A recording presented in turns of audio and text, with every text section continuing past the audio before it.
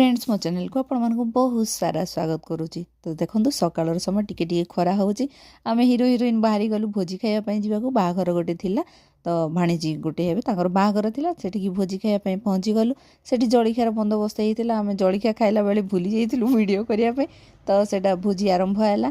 तो sweet corn चाट मुझे खाऊली सार को तापर मन पकईदेली वीडियो टी करने। तो सार समस्त वीडियो नहीं गले। तापर से आरंभ है भोजी माने भात डाली भी खाई बसवाई भाविलु। खाईदे जेहेतु छुआ मान को छाड़ी जाइचु तो सेठी आसबू जल्दी बोलिकी तेणुक खाईदेलु जल्दी जल्दी। एटी मु खाइबा बेले मोर इच्छाटे है फोटो टी करदेवा लगी। तो सार वीडियो सहित तो फोटो भी करदेले। तो यहाँ समस्त वीडियो टी नहीं गलु। तापर समस्ते आम खाई पी सारापर जल्दी जल्दी बाहर इच्छा थिला। तापर से नानी सांगे भेट पड़िलु। आम दीज पुणी थे बाहरी आसिलु आम घर आड़े को। तो ठीक है सांग मैंने